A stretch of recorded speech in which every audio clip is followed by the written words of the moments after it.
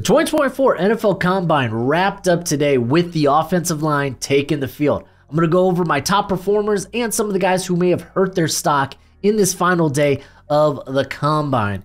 And we're going to be looking at the vert numbers to start off with Garrett Greensfield with the biggest vert at 38.5. And I believe that may have been the best among an offensive lineman historically. Don't quote me on that. Might not be right, but him and his teammate, Mason McCormick, actually jumped really well, 35.5 inches in the vert, and both actually had really good broad jump numbers as well. And if you weren't talking about Garrett Greensfield at the back end of the third round, back end of day 2, you probably should be now. I already kind of had him there. So, like, he's a guy that you really like the tape that he put on. And South Dakota State, low-key, they've become, like, the mainstay, the big pipeline out of the FCS, kind of overtaken North Dakota State in that regard. But Mason McCormick is someone I was pretty darn high on going in. The movement skills were just fantastic. He looked so smooth in the on-field drills. He had a 5.0840, but again, that 10-yard split number is going to be a bit more important when it comes to these offensive linemen, and he had a 1.71, which it's a great. And then we got Tylen Grabble out of Central Florida. You might look at his numbers and be like, oh my gosh, man, this guy could be a sleeper, which he could be. Running a 4.9540, sub 4.17 in the 10-yard split, 36.5 inches in the vert, 117 inches in the broad. But if you watched him prior to this, you kind of knew athleticism was his game, explosiveness was his game. Where like the real concern with him is the power aspect of his game. So I'm a bit more interested in what his bench number will be if he chooses to bench. But Bo Limmer also had a really solid day, coming in at 6'5", 302, and he ended up stinking 36.5 inches in the vert, 110 inches in the broad. Yeah, he's got sub 32-inch arms. I'm not too worried. If you see him as a center, then it's A-okay. I think he can play guard too. If you go back to his 2022 tape where he played guard for Arkansas, he was darn near unstoppable. And side note, too, Mason McCormick, 34-inch arms. I'm kind of curious, could he play tackle? I'm just throwing that out there. And we'll talk about a guy who probably is now going to be on a tackle for everybody. But Tyler Guyton, he did really well in the explosive drills. Might not necessarily ran as fast as people anticipated, as his best time ended up being 5.19 in the 40. His 10-yard split was 1.76. But in the on-field drills, you saw what you needed to see. The guy looked smooth. He covered a lot of ground real quickly. Brandon Coleman doing some good work here. A guy that you don't know if you want to keep him at tackle, where I think he only played part of the year. Actually played a majority of the year at tackle for TCU, but some people also think he might be a guard, but he's coming in at 6'5", 313, huge hands, big wingspan, over 34.5 inches, and then he ran a 4.99 with a 1.73 in the 10-yard split. His broad numbers were great. His vertical numbers were great. So maybe someone who could end up playing tackle at the NFL level, but I kind of had him in the mid-day 3 area because I thought his Senior Bowl was kind of like fine, but I think I might move him back into that early day 3 discussion, man. I say I might. I'm going to. I'm going to. Someone that actually did really well that I guess somewhat shocked me was CJ Hansen out of Holy Cross. I'm going to go ahead and read my my actual eval on him coming into the Combine. And I talked about the solid movement skills. My biggest concern really was the play strength with his, but I didn't expect the movement skills to be this good. Coming in at 6'5", 300 pounds, he ended up running 5 seconds in the 40. The explosive numbers were really good, looked really smooth on the field, and probably should be in that draftable range. I kind of had him as like a 7th rounder priority UDFA, and I'm probably going to knock him up my board over a couple of the other guys I have here at the back end, like Matthew Lee out of the U, maybe, and some of the other guys here. Christian Haynes looked really good on the on-field drills. Tanner Bortolini, man, I thought probably made himself some money. I kind of already had him in like this midday 3 area. I think now if you're looking for these real explosive centers that can move, then he could, honestly, he could probably sneak into day 2.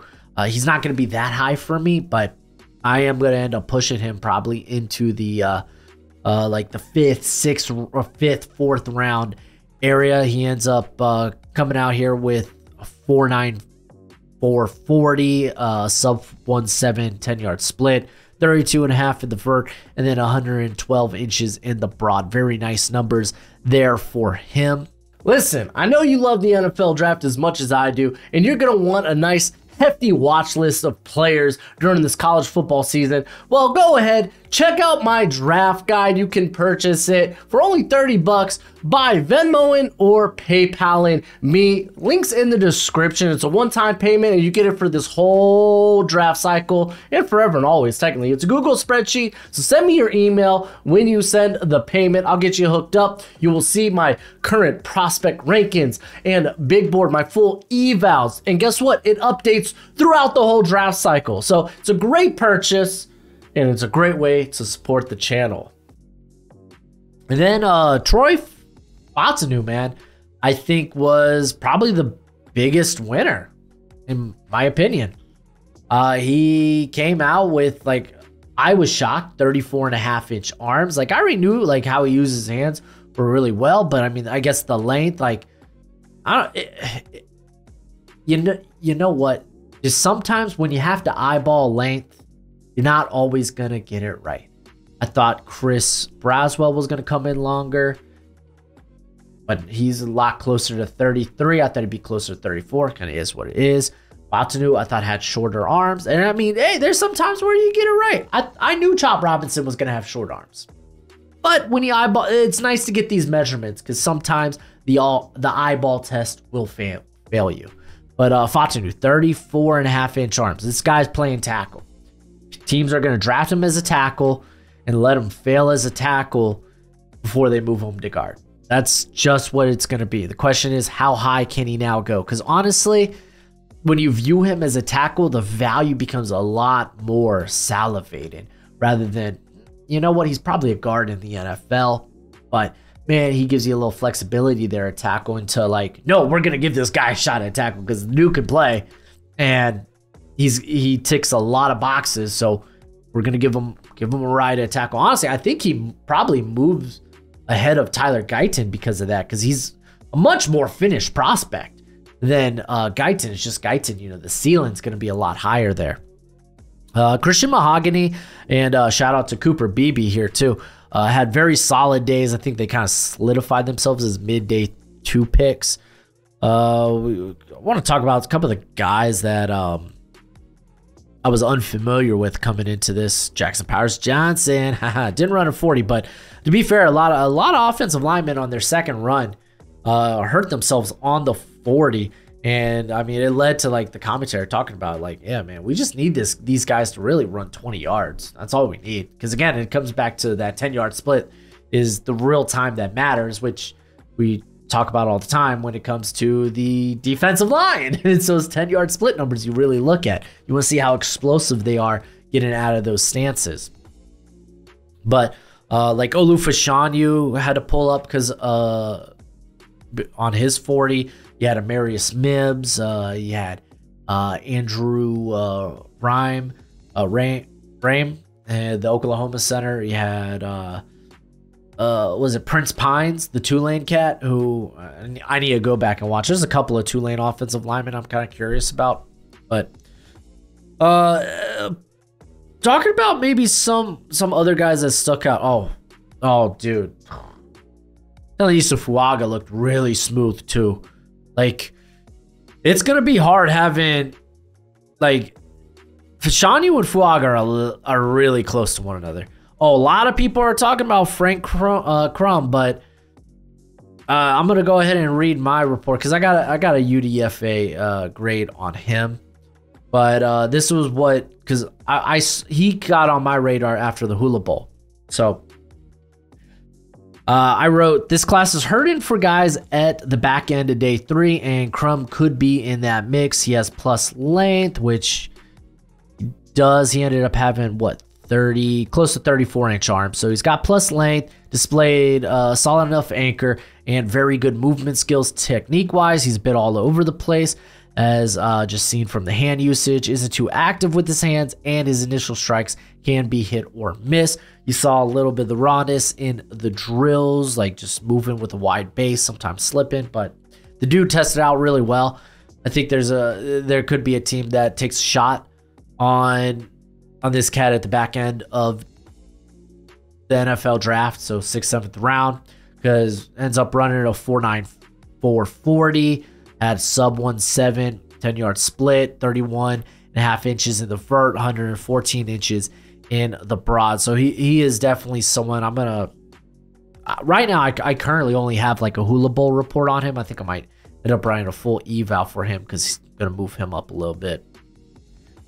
Dude, Rosengard looked pretty solid, but his measurements, they were fine. Like, I looked at him and I was like, I feel like he probably moves into guard potentially. But I want to talk about Jacob Monk. Or is it Monk? The Duke offensive lineman. Ran a really fast 40 for the position. Where he at? It was like 5'6", right? 5'9". I knew it was one of those. But someone I'm definitely going to go back and look at. And it ends up running 5.09 40. He had a very, very low 10-yard split. 1.66, kind of nuts.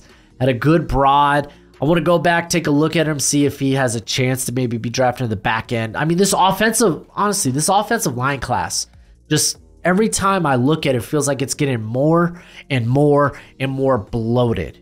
It just feels that way. Like, even the tackle class is starting to take shape and fill out really well. As, I mean, you're going to have guys in the later rounds like maybe potentially a Blake Fisher, who, yeah, more of a project, but like a Javon Foster. Gonclaves out of Pittsburgh. You don't know where he may go. But you look at the back end, and I mean, there's some enticing guys there.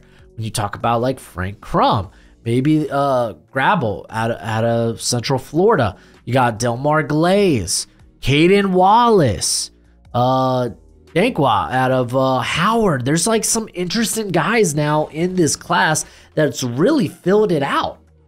Like, this offensive line class, just in general, kind of a big plus. And it's kind of wild because, especially with this interior class, because it's probably a better interior class than it is tackle class.